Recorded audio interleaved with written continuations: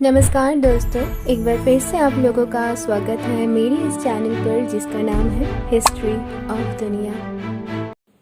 आज हम बात करेंगे ऐसी लड़की के बारे में जो पूरी दुनिया की दिल को जीत ली है, जो हमेशा सभी लड़कियों और औरतों के दिल पर राज करती है, जो अब तो इस दुनिया में नहीं है लेकिन फिर भी ये जिंदा है लोगों के दिल में, जिसे आज पूरी दुनिया उसकी लिखी डायरी के वजह से जानती है, जिसकी पूरी दुनिया में करोड़ों कॉपीज बिकी, जो 20वीं सेंचुरी की सबसे महान किताबों में से एक मानी जाती है। ये लड़की और कोई नहीं बल्कि एनी फ्रैंक है।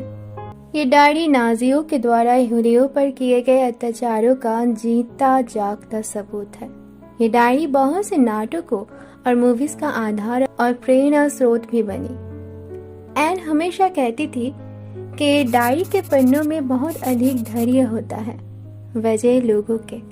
बता दे कि एन फ्रैंक सबसे कम उम्र दराज लेखिका थी जिन्हें लिखना पसंद था, जो लेखिका बनना चाहती थी। लेकिन एन को क्या मालूम था कि वो अपनी मौत के बाद पूरी दुनिया में सबसे मशहूर लेखिका बन जाएगी। एन फ्रैंक का जन्म 12 जून सन 1929 को जर्मनी के फ्रैंकफर्ट शहर में हुआ था। वो एक यहूदी थी। जब वो 4 साल की थी तभी जर्मनी पर नाजियों का नियंत्रण हो गया था।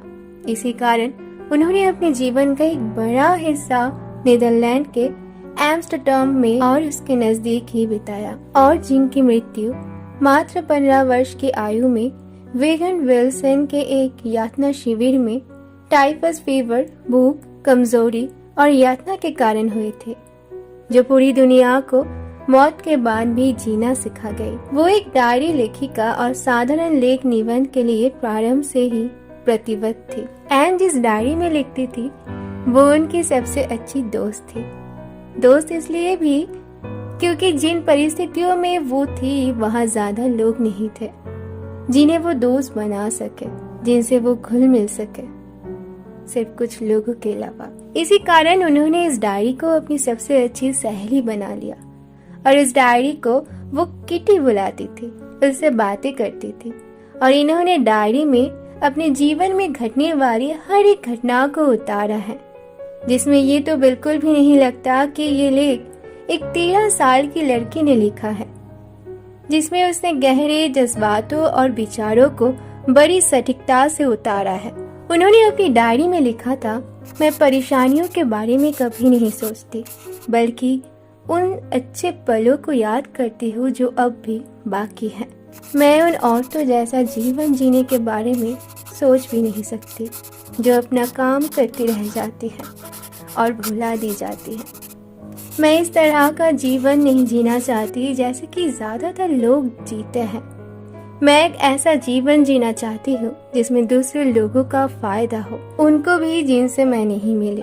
मैं मरने के बाद भी जीना चाहती हूँ। एन ने 12 जून 1942 को डायरी में पहली एंट्री में जो लिखा वो था, मुझे उम्मीद है कि मैं तुमको सब कुछ बता पाऊंगी क्योंकि मैंने अब तक ये बात किसी से नहीं कही है, और मैं आशा करती हूँ कि तुमसे मुझे चैन और सुकून मिलेगा। एन फ्रैंक का निधन 12 मार्च 1945 में हुआ था। एन की डायरी में ये भी लिखा था कि मुझे अंत में एहसास हुआ कि मुझे अनजान बनने से बचने के लिए, जीवन में आगे बढ़ने के लिए, पत्रकार बनने के लिए अपना स्कूल वर्क अवश्य करना चाहिए, क्योंकि यही मैं चाहती हूँ। मुझे पता है कि मैं लिख सकती हूँ, लेकिन ये देखना बाकी है कि क्या मेरे पास वास्तव में प्रतिभा है, और अगर मेरे पास किताबें या अखबार के लेख लिखने की प्रतिभा नहीं है तो मैं हमेशा अपने लिए लिख सकती हूँ, लेकिन मैं इससे ज्यादा हासिल करना चाहती हूँ। जब मैं लिखती हूँ तो अपनी परवाह कर सकती हूँ, मेरा दुख मिटे, मेरी आत्माएं पुनर्जीवित हो। लेकिन और ये एक बड़ा सवाल है कि क्या मैं कभी कुछ महान लिख पाऊंगी? क्या मैं कभी पत्रकार या लेखक बन पाऊंगी? एनी फ्रैंक की डायरी मूल डच भाषा में लिखी गई थी। एन की लिखी ये डायरी उनके पिता ने पहली बार 1947 में छपी थी, लेकिन बाद में उन्हें पकड़कर वर्गन विल्सन टॉर्चर सेंटर में भेज दिया गया, जहां उनकी टाइफस की वजह से मौत हो गई थी। 1980 में जब ओटो फ्रैंक की मृत्यु हुई तो वे अपनी बेटी की पांडुलिपि की वसीयत एम्स्टर्डम स्थित Netherland state institute for war documentation के नाम पर कर गए, क्योंकि इस डायरी की विश्वसनीयता को इसके प्रकाशन के समय से ही चुनौती दी जाती रही।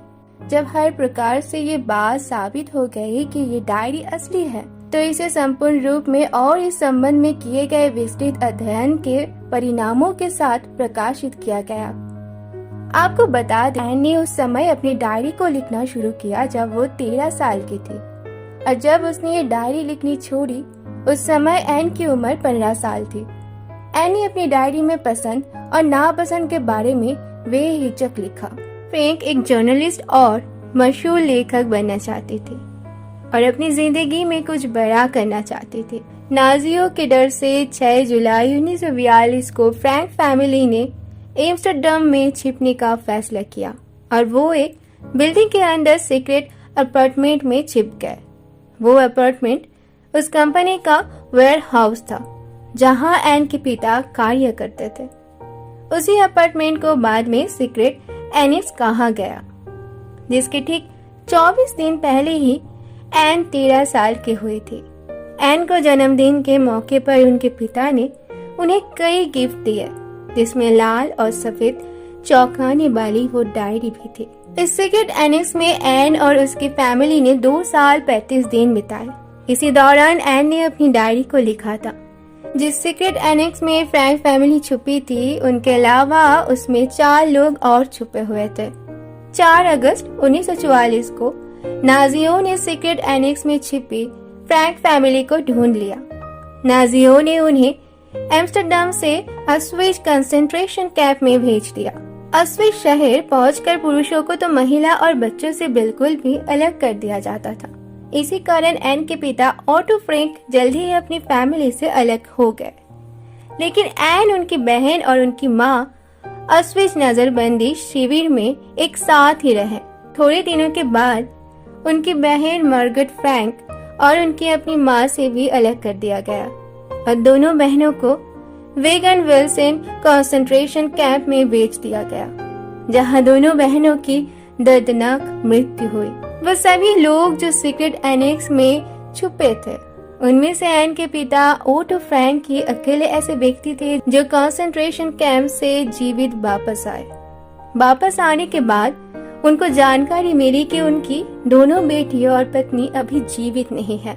मीव गिस, जो फ्रैंक फैमिली की काफी करीबी दोस्त थी, जो यहूदी नहीं थी। जब फ्रैंक फैमिली सीक्रेट एनेक्स में रह रही थी, उस दौरान मीव गिस अपनी जान जोखिम में डालकर फ्रैंक फैमिली के लिए जरूरी चीजें, खाना आदि लेकर आती थी। जब नाजियों ने फ्रैंक फैमिली को पकड़ लिया, उसके बाद मीव गिस सीक्रेट एनेक्स में आई और उसने वहां पड़ा सारा सामान को रख लिया, जिसमें एन की डायरी भी थी।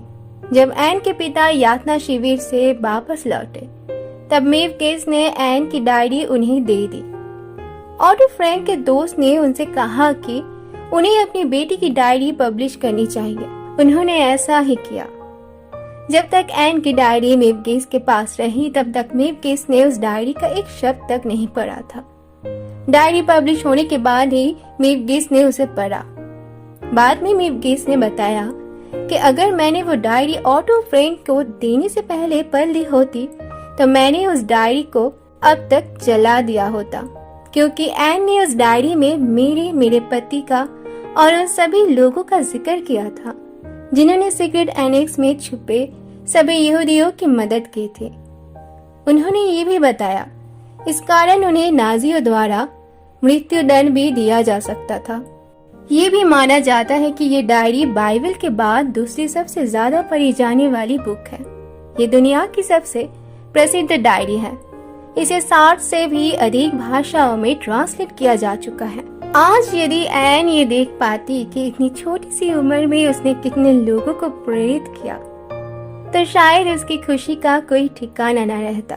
दोस्तों, उम्मीद करती हूँ आज की एनी फ्रैंक से जुड़ी ये वीडियो आप लोगों को अच्छी लगी है। यदि आप ऐसी और तथ्य से भरपूर वीडियो देखना चाहते हैं, तो आज ही इस चैनल को सब्सक्राइब कर दीजिए। तो मिलती हूँ अगली वीडियो में एक और इतिहास के साथ।